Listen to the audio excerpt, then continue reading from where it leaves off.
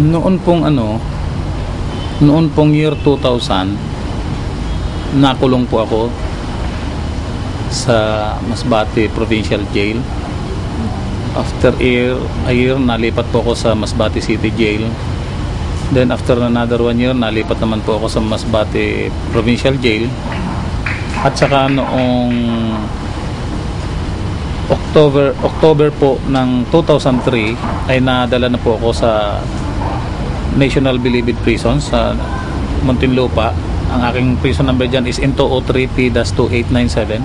Nakalaya lang po ako noong June 18, 2005. All in all, ang pangungulungan ko po ay nasa 5 taon. Yun pong pangungulungan ko ay dahil po yun sa 6 na kasong libel na isang palaban sa akin noon. Doon sa 6 po mayroong provincial director dahil po yun sa pangungurakot niya noon sa doon sa pera ng mga pulis na nagalit siya na in-expose ko. Mayroon po doon yung engineer sa Bureau of Equipments, doon sa in-expose ko na pinapanakaw niya sa tauhan niya mismo yung mga spare parts ng mga sasakyan. Mayroon po doong sa asawa ng judge, yung anomalya po niya bilang Sangguniang Panlalawigan member. Marami po yun na nag-file ng kaso sa akin, pero 6 lang po. Yung iba po na-dismiss, yung 6 po na yun, kaya po ako na-convict noon dahil nung panahong yun ay dito na po ako tumira sa Maynila. Na trial in absentia po ako. Hindi ko alam, tuloy-tuloy pala yung trial ng kaso ko doon. Sa bandang huli po, kumuha na lang ako ng PAW lawyer. Ang ginawa po nila, pinadisqualify po ako nila sa services ng PAW lawyer kasi hindi raw po ako mahirap, kasi kaya ko raw pong mag-hire. Nung nangyari ho yun, hindi na nga ho ako sumisipot na dahil unang-una wala na nga rin akong abogado. Nung 2000 nga po, nung mabalitaan ko na mayroon ng mga conviction sa akin, inisip ko, magpapakulong na ako, harapin ko na. So, ibig sabihin po, 5 Disyembre sa buhay ko, maghihiwala yung taon, nandoon ka sa likod ng rihas.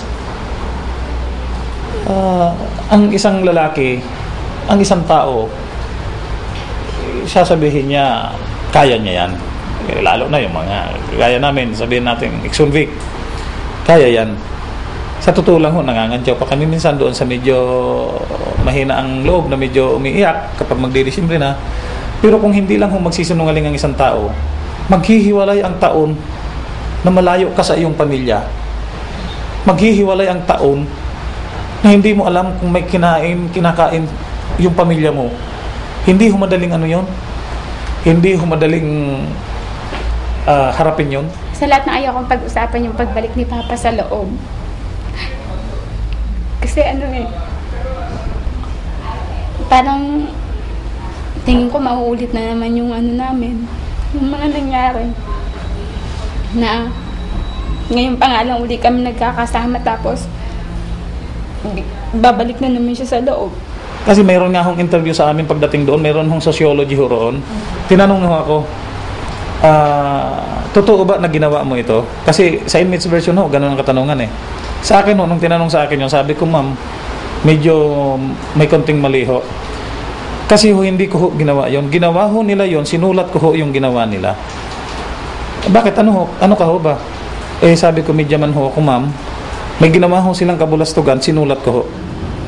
In fact, sa totoo lang ho, ma'am, nung nandoon pa ako sa Bilibid, maraming mga prison guard nagtatanong, medya man ka ba talaga? Sabi ko, sir, tingnan yung carpeta of prison records ko. Kung anong kaso ko, libel ho. Bakit wala kami nakikitang mga reporters man lang, mga dumadalaw rito? Nakalaya ko po noong June 18, 2005. Nakalaya po ako dahil sa parole. Ang parole ko po ay magtatapos pa sa November 2011. Pagbalik ko po ng Masbate, doon na ho ako nag-report. Nung una ho ay umiba muna ho ako ng hanap buhay. Kasi parang nagkaroon na ho ako noon ng sa media, pagiging media man. Dahil ang katwiran ko nung nandoon ako sa Bilibid, nakita ko roon yung mga magnanakaw, yung mga mamamatay tao. Tapos ang media pala, sabi ko, kapag sumulat ka nung hinggil doon sa pagnanakaw, yung magnanakaw ay hindi nakukulong. Ako tuloy na sumulat ng parte doon sa mga pagnanakaw. Ako ang nakulong kasama ng mga hardened criminals. So parang nawala na ako ng gana nung una. Nung lumaya ho ako, kaya hindi ho ako kaagad bumalik sa media. Kasi masakit ho sa akin na kung hindi ako naging medyaman, hindi ho sana ako nakarating ng Bilibid. Hindi ho sana nawala sa akin at sa aking pamilya yung 5 taon. From January 30 po, hindi na po ako publisher. Ngayon, noon pong first and second week of February, mayroon pong lumabas na issue sa Masbate Tribune labang kay Vice Governor Attorney Vicente Homer Vince Reveal tungkol po doon sa resolution ng Provincial Board, a resolution opposing the operation of the coal-fired power plant in Masbate, yung nga pong DMCI Power Corporation. Days after naipasa ho yung provincial resolution na kinukontra yung operation ng coal-fired power plant ng DMCI. Pero nagulat po sila, ma'am, dahil pagkaraan lamang ng ilang linggo, buwan yata, nag-operate yung DMCI. Nung inalam nila roon, ang DMCI ay mayroon ng bagong issue na ECC or Environmental Compliance Certificate from the DENR.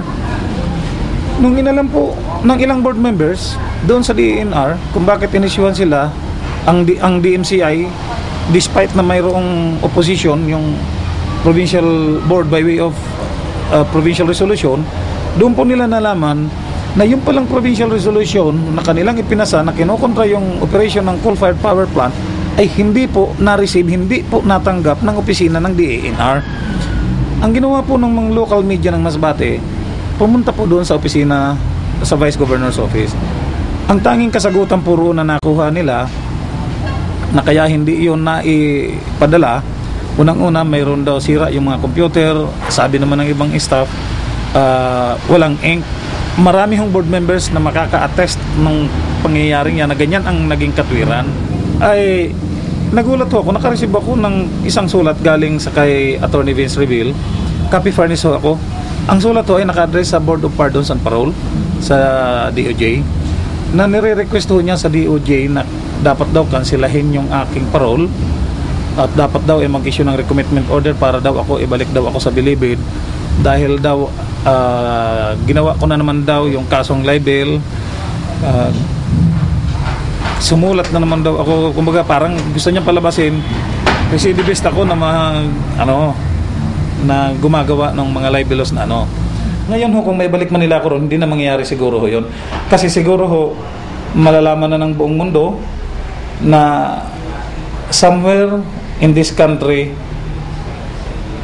there was a man languishing behind bars dahil lamang sa kanyang pagsusulat, sa kanyang pag-i-expose, sa pagiging medyaman niya, kaya siya nandoon nagtitiis sa likod ng kulungan, sa likod ng riyas ng baka. Sa totoo lang po, marami pong nagsasabi sa akin na kung ako sa iyo, John, mas mabuti pang makulong ka na kasi pag hindi ka nakuha sa ganyan ay kung ano yung kumuha kay na Nelson Adora, kung ano yung kumuha kay na Castillo, mangyayari din sa iyo.